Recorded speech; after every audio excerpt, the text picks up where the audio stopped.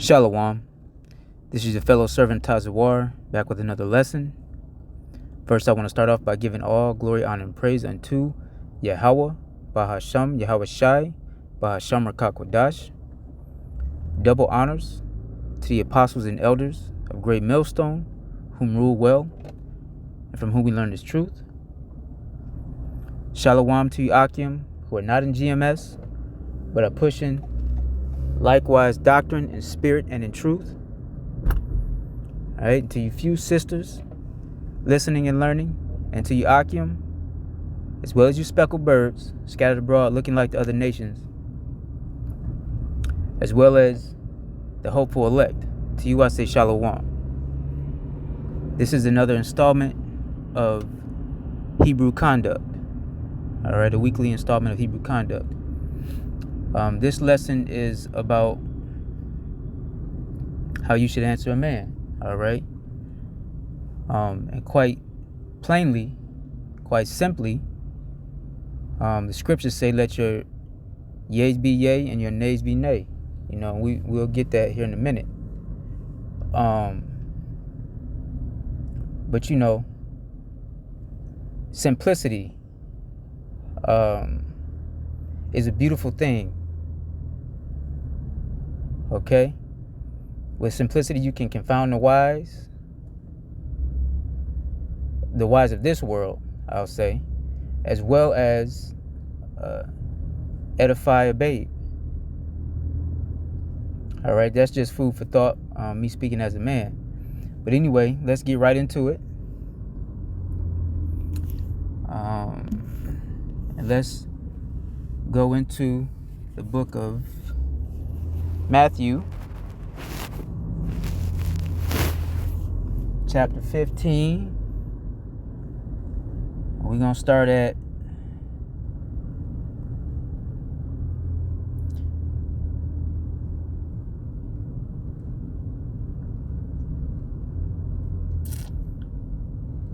(19, 18 and 19). All right, I am in transit, so Salaki for the background noise. All right. Anyhow, let's go ahead and start at 18. This is Matthew 15 and 18. But those things which proceed out of the mouth come forth from the heart. All right. And they defile the man. All right. But those things which proceed out of the mouth come forth from the heart. That word heart goes into the word lab, right, in the Hebrew. We know this is written in Greek, but in the Hebrew, the word lab or heart is synonymous with one's mind. Okay, let's go ahead and get this here in the Greek and see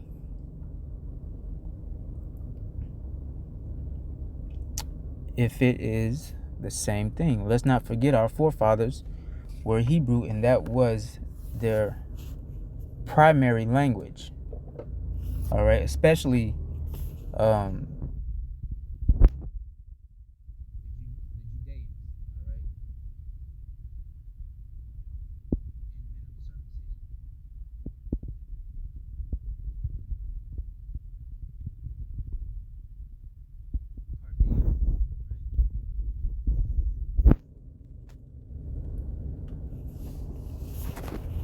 Strong's G 2588 Cardia. Cardia, right? And it says the heart, that organ in the animal body, which is the center of the circulation of the blood, and hence was regarded as the seat of physical life, right? B denotes the center of all physical and spiritual life. Right, the vigor and sense of physical life, the center and seat of spiritual life, and that's what it's referring to in this context, the center and seat of spiritual life, right? Here it is in A under the second definition, right? The soul or mind, same thing it means in Hebrew, all right? As it is the fountain and seat of thoughts, passions, desires, appetites, affections, purposes, and endeavors, right? And endeavors, that means what you set out to do. Of the understanding, the faculty and seat of the intelligence, all right? Of the will and character. D, of the soul, so far as it is affected and stirred in a bad way or good, or of the soul as the seat of the sensibilities, affections, emotions, desires, appetites, passions. All right? So that's what it means. The mind, the soul, your inner man. Okay? I like that right here. It says, as it is the fountain and seat of the thoughts, passions, desires, and appetites. Right? All right. Let's go back because the point is in 19. All right, but that's what defiles a man. Okay, that's pertaining to verse 18. I'm gonna read 18 again. But those things which proceed out of the mouth come forth from the heart, and they defile the man. All right, 19. For out of the heart proceed evil, Salakia, evil thoughts, murders, adulteries, fornications, thefts, false witness, blasphemies. All right. Hey, and these two verses together right here are beautiful because this explains why one verse that Christians often use out of context. Sometimes, I'm not going to say often, but when they reference, lust, and when you look upon a woman, right? Like you can't see a beautiful person, but this is what it means when you commit adultery already. Because in your mind, right, in your heart, you've already committed the act. That's what Yahweh Shai was saying. This is why it says in the definition of heart, appetites, passions, desires, right, and endeavors. All right, so the things that you are inclined to do and your purposes. Okay, so now that verse makes more sense, that we have understanding in the Greek what that word means. But anyway, for out of the heart proceed evil thoughts, all right, murders, adulteries, fornications, thefts, false witness, blasphemies. These are the things which defile a man. All right, but to eat with unwashed hands defileth not a man. All right. Well, that was in that time before they had biological warfare on this level. All right, so wash your hands. But anyway, dirt doesn't defile you. These are the things that defile a man, is what the scripture is saying. Okay. Now let's go from here to stay in the book of Matthew and go to chapter 5. All right, we're gonna go roll down to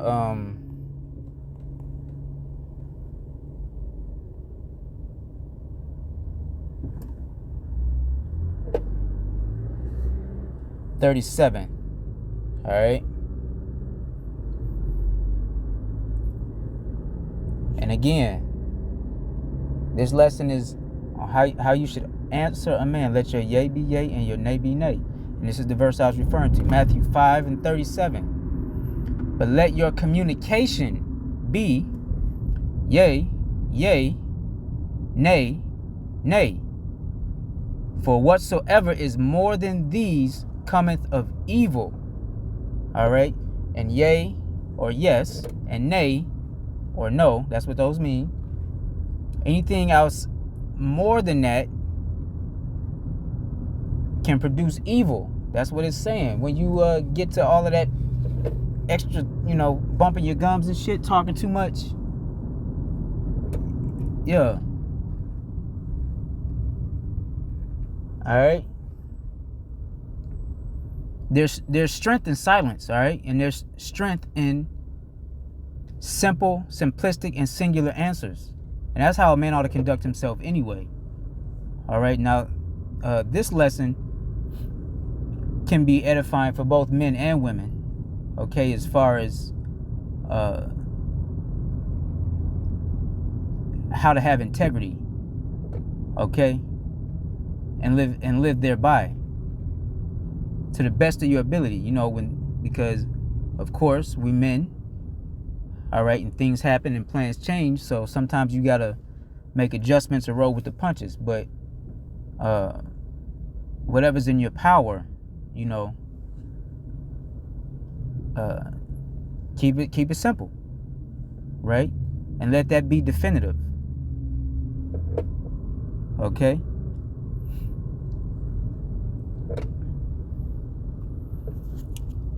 Let's go to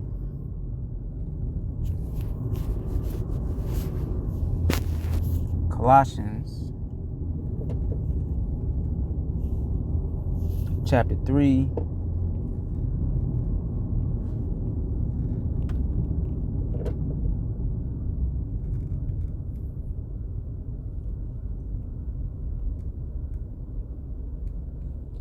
I'm gonna read 8.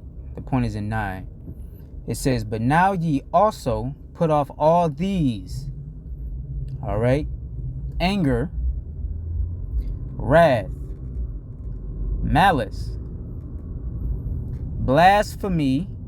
Blasphemy is lies. Filthy communication out of your mouth. All right. Let's look up this word blasphemy right here in the interlinear.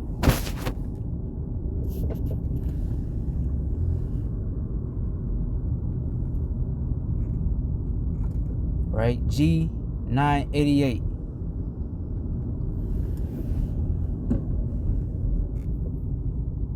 All right, blasphemia. All right, what it say? Slander, distraction, speech injurious or injurious speech. All right, that means when you try to defame or defamate somebody's character. All right. Speech injurious to another's good name. All right. Impious and reproachful speech. Injurious to divine majesty. All right. And right here it says vilification. Okay. Vilification. What that means is exactly what it sounds like when you try to make somebody out to be a villain. All right, especially when you know that person is innocent. All right. And why am I bringing this up? Well, because now again, no man's perfect. All right, walking around down here. Okay, no, I'll say it like this: no man has led a perfect life. All right, because we've all fallen short. All right, we all go off, sometimes. All right, but you want to offend less, and you want to go off, as little as possible. If whatever be in your power, if you do go off, you want it to be due to circumstances, not because you just being wicked as hell. All right, but vilification, because you have, especially now, I was gonna bring up the apostles. And how you have people slandering and vilifying the apostles. But also, this goes for the whole of Israel. All right? Everything that's going on over in the Middle East right now, the so-called Middle East, all right? Going on over in Israel and Palestine. All right? And then you have these damn devils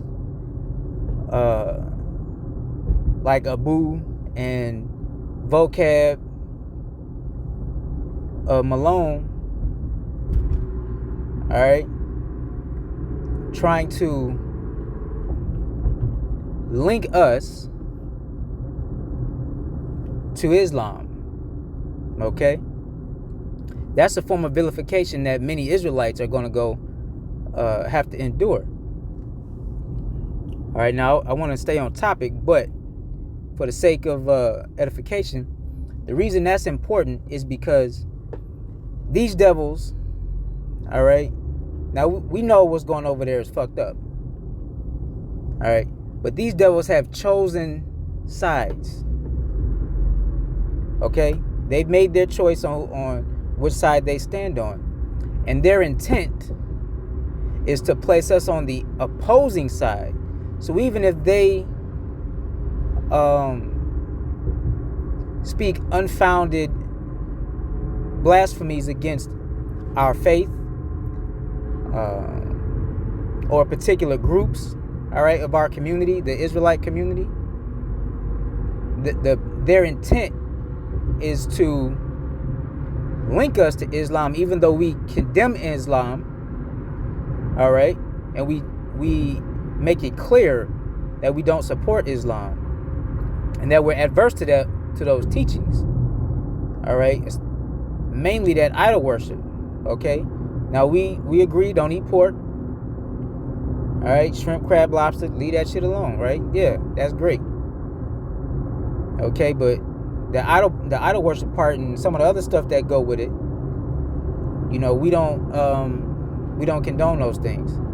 But their intent is to place us on the opposing side of them because they've chosen the Zionists. Okay, that's just something to keep in mind. But vilification for the people in our community, absolutely, we're being vilified for the doctrine that we teach, all right, concerning the RFID, Lay's, Tostitos, chips, right, and everything that come with it.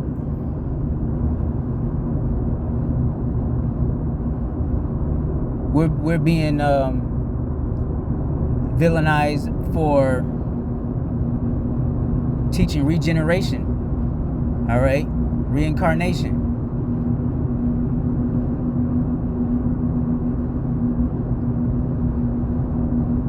All right. So,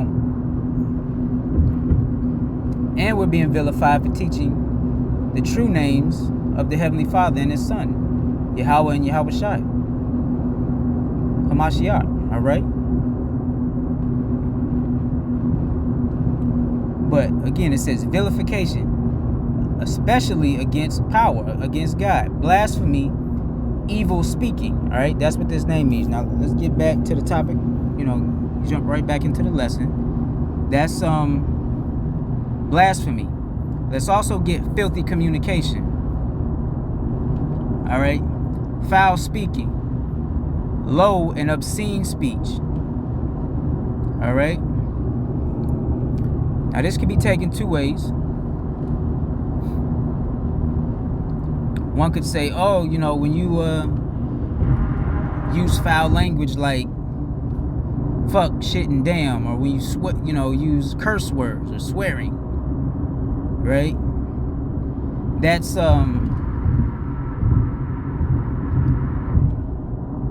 foul speaking. That's filthy communication, right? Well, listen, we were given examples of what filthy communication is in the verse, all right? And especially when you pair that with malicious intent. That's why I said put off these malice, right? And wrath. Okay? Now, don't get it twisted. When we reprove somebody, yeah, we can get passionate and we can use the harsh language of today. All right? But what's the intent behind that? Okay? So keep that in mind. because there's a verse that I'm going to pull a little bit later, or it might be at the end of this verse. Matter of fact, let's just go back to it and see.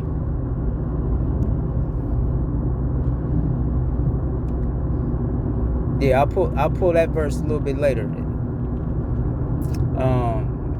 It'll be the verse I close with, actually.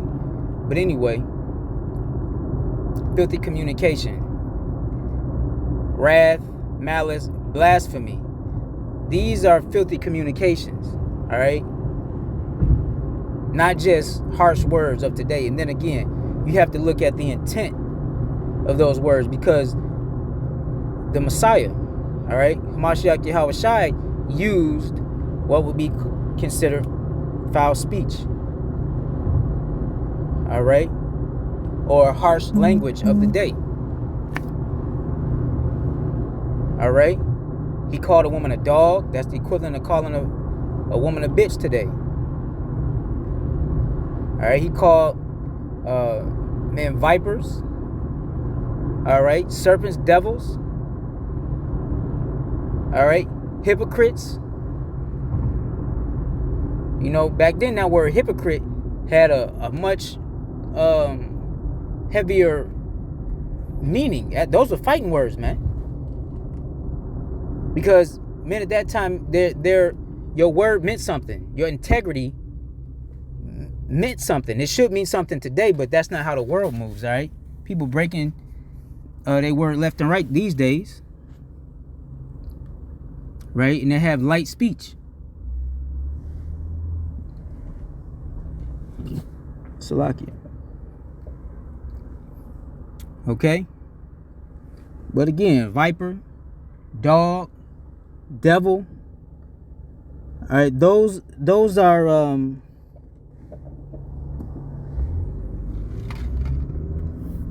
that's considered low speech. That's like calling somebody, like I said, a bitch or hoe ass nigga, you know, con artist. All right, a swindler, you know, shit like that. I mean, 30, 40 years ago, those were fighting words. All right. Shit, to call somebody a thief, that's a fighting word. Especially if if you do that falsely, you know, a false accusation. Okay. Anyway, the point is in 9. I'm gonna read 8 again because I went off on a tangent. Salakia. But now ye also put off all these: anger, wrath, malice, blasphemy, filthy communication out of your mouth. All right, lie not one to another, seeing that ye have put off the old man with his deeds. All right, lie not, right? Blasphemies, false accusations. Okay, now let's move to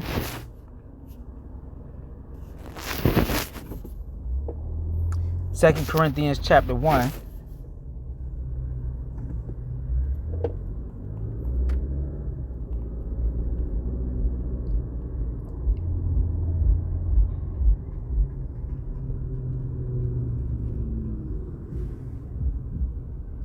All right. Now this was Paul. All right, this was Paul writing to the church of Corinth, but he had a change in plans. All right, like I said, sometimes things occur and happen via circumstance or, you know, what have you, things outside of your control. All right, but this is an example. All right, but there's also a point in here I want to get. I'm gonna start at 17 though, right?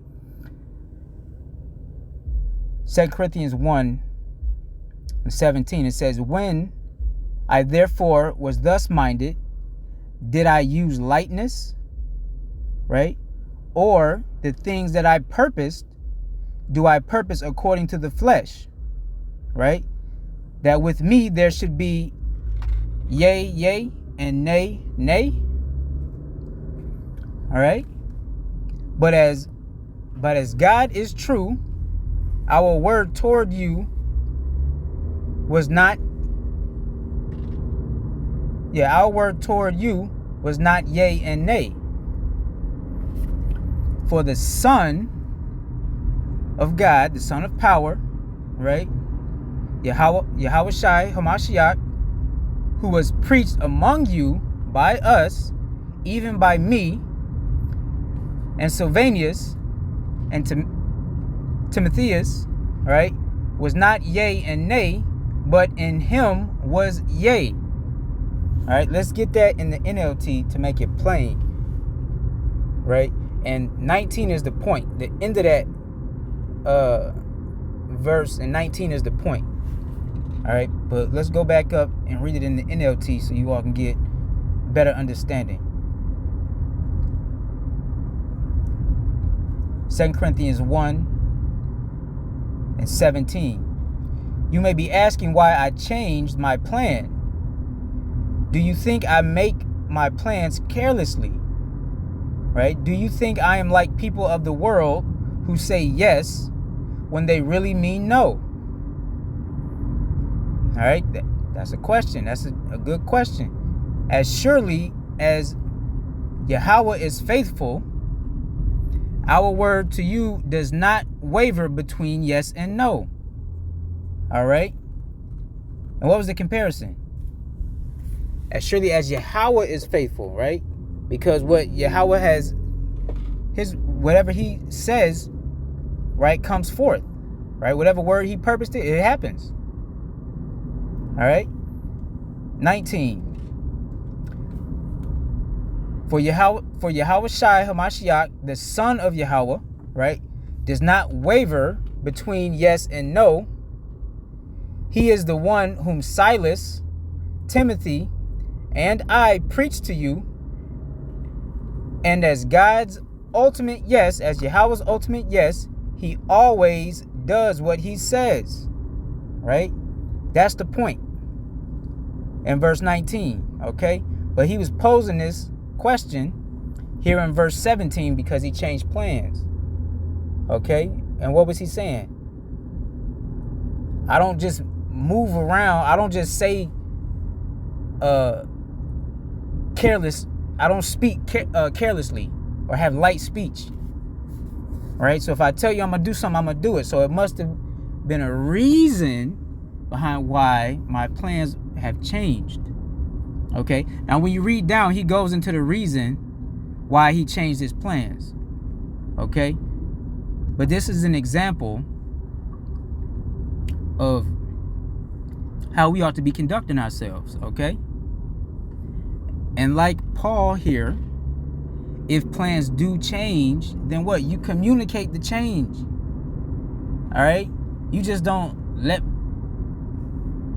things move on or go by like nothing happened. All right? You got to communicate the changes. Okay? And this is how you should be amongst brethren. This is how you should be with your wife, your husband, even with your children. All right? Because we are the first teachers of our kids, right? Of our children, of our offspring. All right? So you have to be and even at the damn job, all right? At the plantation and shit like that. All right? Because your speech is going to be connected to your character. Okay? And then when you follow through with your speech, that becomes action. Which is then how your character is weighed. Your speech and your actions together is how your character is weighed. All right? And again, we want to keep the ministry blameless, but we also want to be a light unto the world. That's what we're here to do. No, nobody's perfect, right? And things do change and shit happens. But to the best of your ability. This is how we should be moving. You know, and this lesson, you know, is admonishment to myself as well. All right.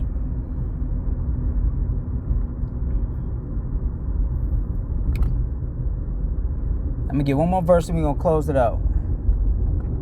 All right, we're gonna go back to the book of Colossians, chapter 4. All right, we want verse 5 and 6. All right. It's the book of Colossians chapter 4, verse 5. Walk in wisdom toward them that are without, redeeming the time. All right. Redeeming the time. Taking heed to what times we in. All right. Like I said, collectively as a nation, especially as a community, an Israelite community, you know, you got these people that made deals with the devil, you know, laid down in bed with him. But guess what? He laid down with a serpent. That motherfucker gonna bite you, bruh. So all these people thinking they, you know, moving subtly by making pacts and deals and trimming their ways to seek love from this motherfucker. Hey, that is not how you ought to move. All right? You don't make deals with your enemies. You don't make pacts with the enemy. All right?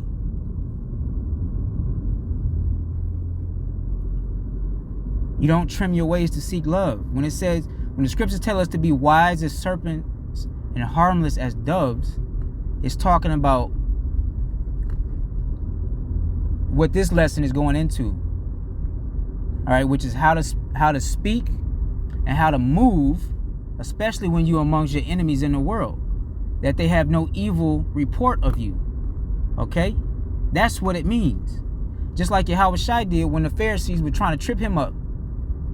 All right? He was wiser than them with his speech. And he did no evil to them, even though he could have. So when he went before, you know, Pontius and all these other people, you know, they couldn't find any fault in him. And that's how we are striving to be. Okay? Because now you appear to be double-minded when you trim your ways. Right? We don't need these motherfuckers' validation. Anywho, walk in wisdom. This is Colossians 4 and 5. Walk in wisdom toward them that are without, redeeming the time. All right? Let your speech be always with grace, seasoned with salt, right? That ye may know how to answer every man. That ye may know how ye ought to answer every man. And I don't mean answer every man the same way. All right? You answer every man according to wisdom. All right? I'm going to do another lesson going into Proverbs 26 and 4. All right? Answer not a fool to his folly. Because even when you're dealing with a fool or foolish people or the wicked, right, or the unlearned, you have to consider your speech, man.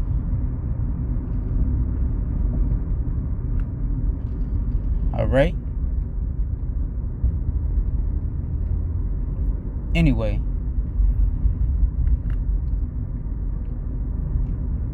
that's it. You know, I was gonna get it in the NLT. Y'all can read that on your own. I'm out. Shalom. Hopefully this lesson was edifying. Till next time, shalom.